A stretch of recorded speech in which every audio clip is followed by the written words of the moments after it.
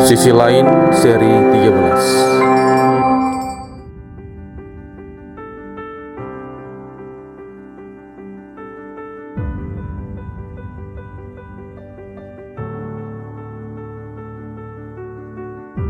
Shalom, salam sejahtera bagi kita semua.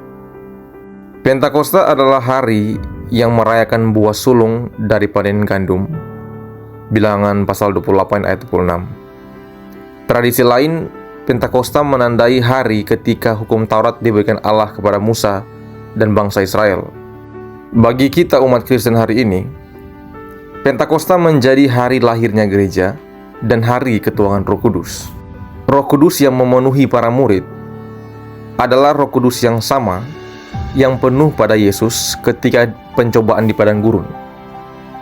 Roh Kudus yang sama yang turun ke atas Yesus pada saat pembaptisan. Demikian pada gereja. Kita percaya bahwa Roh Kudus adalah kekuatan di balik khotbah Petrus. Kejadian ini terjadi kira-kira 7 minggu setelah Petrus menyangkal Yesus. Saudara, satu-satunya alasan mengapa Petrus menyangkal Yesus adalah rasa takut. Setelah dipimpin Roh Kudus, kita bisa melihat bagaimana keberanian yang ditunjukkan Petrus. Tidak hanya di pembacaan ini, di kisah-kisah selanjutnya dalam Kisah Para Rasul ini menceritakan bagaimana keberanian Petrus dalam bersaksi. Saudara bisa lihat dalam Kisah Para Rasul 4 ayat 13 sampai ayat 22. Hal yang sama seperti yang dialami Stefanus. Kisah Para Rasul pasal 7 ayat 55. Tetapi Stefanus yang penuh dengan Roh Kudus menatap ke langit, lalu melihat kemuliaan Allah dan Yesus berdiri di sebelah kanan Allah. Stefanus yang penuh dengan Roh Kudus berani bersaksi sampai ia harus mati dilempar dengan batu. Keberanian yang dimaksud bukan keberanian yang sembarangan, berani singgung orang, berani menyerang orang, keberanian yang membabi buta, tapi keberanian yang dituntun atau dikendalikan oleh Roh Kudus. Khotbah Petrus yang luar biasa ini tidak memiliki persiapan apapun. Khotbah ini disampaikan secara spontan. Petrus tidak bangun pagi itu karena dia tahu dia akan berkhotbah kepada ribuan orang dan ribuan orang akan menerima Yesus. Khotbah ini lahir dari hubungan dan kehidupan Petrus sebelumnya dengan Yesus. Dan bisa saja mungkin berlaku hanya untuk kasus ini. Saya tidak mengatakan bahwa tidak perlu ada persiapan dalam berkhotbah. Roh Kudus akan memimpin kita dalam kebenaran. Roh Kudus akan membuat kita mengerti firman. Kira-kira 3.000 jiwa yang memberi diri dibaptis adalah buah dari pimpinan Roh Kudus untuk suatu pekerjaan pelayanan atau kesaksian. Saudara-saudara, apa tanda seseorang dipenuhi Roh Kudus? Saya belajar bahwa tidak ada ciri-ciri fisik atau manifestasi-manifestasi fisik yang bisa dilihat agar mengetahui orang ada Roh Kudus atau tidak. Apakah orang yang dipenuhi Roh Kudus dia harus berbahasa roh? Bisa, tapi bahasa roh tidak harus. Jangan pernah memutlakkan bahwa berbahasa roh adalah tanda dipenuhi Roh Kudus. Gereja atau jemaat yang tidak berbahasa roh berarti tidak ada Roh Kudus. Ini adalah pemahaman yang keliru, bahkan sesat.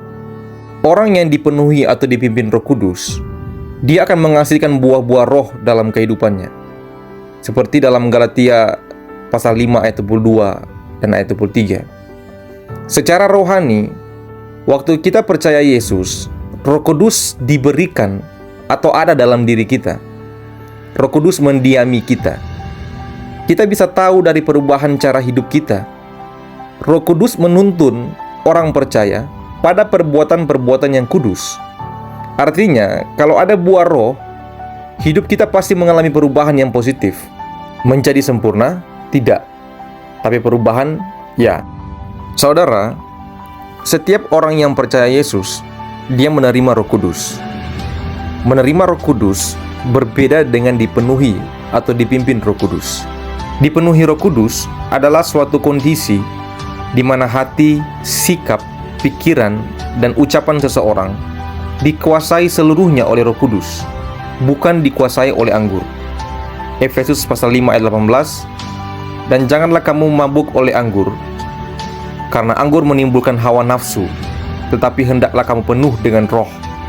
Kisah Para Rasul 2 ayat 13. Tetapi orang lain menyindir, mereka sedang mabuk oleh anggur manis. Di sini mabuk oleh anggur sebenarnya hanya bahasa perwakilan terhadap seluruh dosa atau semua dosa. Artinya apa? Kalau kita mabuk oleh anggur, kita tidak bisa dipenuhi atau dipimpin oleh Roh Kudus. Jika kita ingin dipimpin Roh Kudus, kita tidak boleh mabuk karena anggur. Hari ini ada banyak orang yang sudah mabuk oleh anggur, tapi ingin dipimpin oleh Roh Kudus. Tidak mau hidup kudus, tapi mau hidup dipenuhi Roh Kudus. Saudara, ingatlah, Roh Kudus adalah Roh yang kudus. Maka Roh yang kudus tidak bisa bersekutu dengan dosa.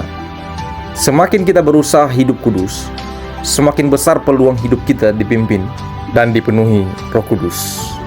Tuhan Yesus memberkati kita semua. Amin.